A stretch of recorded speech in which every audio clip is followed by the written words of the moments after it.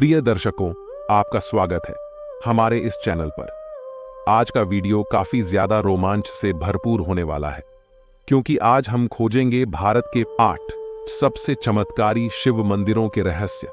इन मंदिरों की अलौकिक शक्तियां और अद्भुत कथाएं आपको अचंभित कर देंगी। इसमें हमने एक ऐसे मंदिर को भी शामिल किया है जो दिन में 2 बार समुद्र में डूब जाता है। तो इस आध्यात्मिक सफर के हर एक पल को महसूस करने के लिए अंत तक बने रहिए।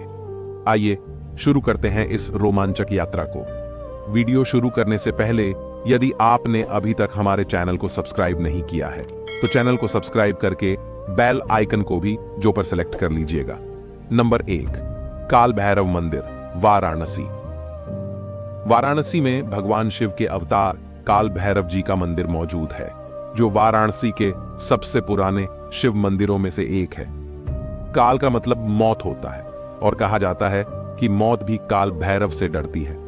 काल भैरव के इस मंदिर की खास और चौंकाने वाली बात यह है कि इस मंदिर में भगवान को भोग के तौर पर मदिरा यानी शराब चढ़ाई जाती है और भक्तों को भी प्रसाद के तौर पर शराब या शराब की खाली बोतल दी जाती है। इस मंदिर में हर दिन बहुत से लोग दर्शन करने आते हैं और माना जाता है कि मंदिर में शराब चढ़ाने से लोगों की सभी मनोकामनाएं पूरी हो जाती हैं। नंबर 2, बिजली महादेव मंदिर, कुल्लू।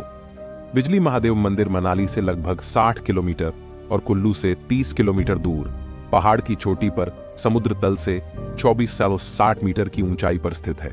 ऊंचाई पर मौजूद होने की वजह से यह मंदिर बहुत ही खूबसूरत लगता है, जहां से कुल्लू, मणिकर्ण, पार्वती और भूंतर घाटी दिखाई देती है। लेकिन खूबसूरत होने की साथ ही यह मंदिर रहस्यमयी और चमत्कारिक भी है, क्योंकि इस मंदिर पर हर 12 साल बाद आकाशीय बिजली गिरती है और इसीलिए वजह से इस मंदिर को बिजली महादेव नाम दिया गया है। बिजली मंदिर के शिवलिंग के ऊपर गिरती है, जिससे शिवलिंग कई हिस्सों में टूटकर बिखर जाता है और मंदिर का पुजारी सभी टुकड़ों को इकट्ठा करके उन्हें मक्खन से जोड़कर दोबारा ठोस रूप देता है। मक्खन से बने होने के कारण इसे मक्खन महादेव भी कहा जाता है। इस मंदिर पर होने वाले वज्रपात की पौराणिक कहानी स्थानीय लोग बताते हैं कि प्राचीन काल में इस जगह पर कुलांत नाम का दैत्य रहा करता था और एक दिन उसने एक विशाल अजगर का रूप ले लिया और ब्यास नदी में कुंडली मारकर बैठ गया ताकि वह पूरी घाटी को जल में डुबोकर खत्म कर सके। इसके बाद भगवान शिव भक्तों की रक्षा के लिए आए और अपने त्रिशूल से अजगर का वध किया और लोगों की जान बचाई। माना जाता है कि रोहतांग से मंडी तक फैले पहाड़ कुलांत अजगर का ही शरीर था, जो उसकी मौत के बाद पहाड़ बदल गए। कुलांत की मौत के बाद भी जब स्थानीय लोगों का डर नहीं गया तो शिव जी कुलांत के माथे पर यानी पहाड़ की चोटी पर ही बस गए और बारिश के देव इंद्र को आदेश दिया कुल्लू वासियों पर आने वाले सभी संकट को बिजली के रूप में उनके ऊपर गिराना। और माना जाता है तभी से कुल्लू घाटी के सभी संकट भगवान शिव अपने ऊपर सहते हैं। नंबर 3, स्तंभेश्वर महादेव मंदिर। गुजरात की राजधानी से 150 किलोमीटर दूर कविकंबोई नाम की जगह पर स्तंभेश्वर महादेव नाम का प्राचीन शिव मंदिर मौजूद है। भगवान शिव का यह प्राचीन मंदिर अरब सागर के कैम्बे तट पर मौजूद है और इस मंदिर की खास बात यह है कि समुद्र किनारे मौजूद होने के कारण यह मंदिर दिन में 2 बार पूरी तरह समुद्र में गायब हो जाता है। दरअसल यह घटना चमत्कार नहीं बल्कि प्राकृतिक है, क्योंकि जब समुद्र में ज्वार भाटा आता है तो समुद्र में पानी का स्तर बढ़ जाता है और मंदिर पूरी तरह समुद्र में डूब जाता है। यहां दिन में 2 बार सुबह और शाम के समय ज्वार भाटा आता है और मंदिर पानी में गायब हो जाता है। भक्त भगवान शिव जी के दर्शन के लिए लंबी कतारों में खड़े होकर पानी के हटने का इंतजार करते हैं और मंदिर में जाते समय सभी भक्तों को ज्वार भाटा आने का समय भी बताया जाता है। पौराणिक कथाओं के अनुसार माना जाता है कि शिव जी के बेटे कार्तिकेय जी को जब ताड़कासुर राक्षस का वध करने के बाद पता चला कि वह भगवान शिव का परम भक्त है, तो कार्तिकेय जी को बेहद दुख हुआ और इसका प्रायश्चित करने के लिए भगवान विष्णु जी के कहने पर कार्तिकेय ने वध किए गए स्थान पर शिवलिंग स्थापित किया और उसी जगह पर आज ये मंदिर बनाया गया है। नंबर 4, तितलागढ़ शिव मंदिर। ओडिशा में तितलागढ़ के कुम्हाड़ा पहाड़ी में भगवान शिव का रहस्यमयी मंदिर मौजूद है और इस मंदिर की खास बात यह है कि बाहर चाहे जितनी भी गर्मी हो, यह मंदिर अंदर से हमेशा ठंडा ही रहता है। कहा जाता है बाहर तापमान जितना ज्यादा बढ़ता है, मंदिर के अंदर का तापमान उतना ही कम होता जाता है। तितलागढ़ पहाड़ियों में बसे होने के कारण ओडिशा की सबसे गर्म जगह है, जहां का तापमान 50 डिग्री सी तक चला जाता है। लेकिन मंदिर के अंदर का तापमान 10 डिग्री सी तक ही रहता है और ज्यादा देर मंदिर के अंदर बैठने से ठंड की वजह से कंबल ओढ़ना पड़ता है। मंदिर के अंदर इतनी ठंड क्यों पड़ती है, इसका साफ पता वैज्ञानिक भी नहीं लगा पाए हैं। लेकिन अनुमान लगाया जाता है कि मंदिर में मौजूद भगवान शिव और माता पार्वती की मूर्तियों से ठंडी हवा निकलती है, जिससे पूरा मंदिर ठंडा रहता है। नंबर 5, ऐरावतेश्वर मंदिर, तमिलनाडु। ऐरावतेश्वर मंदिर तमिलनाडु के कुंभकोणम में मौजूद एक हिंदू मंदिर है, जिसे 12वीं सदी में चोल के राजाओं ने बनाया था और यह मंदिर भगवान शिव जी को समर्पित है। इस मंदिर की खास बात इसकी सीढ़ियां हैं, जिन्हें इस तरीके से बनाया गया है कि इन पर कदम रखने पर इनसे मधुर संगीत की अलग अलग ध्वनि सुनाई देती है। ये ध्वनि क्यों आती है और इसके पीछे का कारण क्या है, इसका साफ पता आज तक नहीं चल पाया है।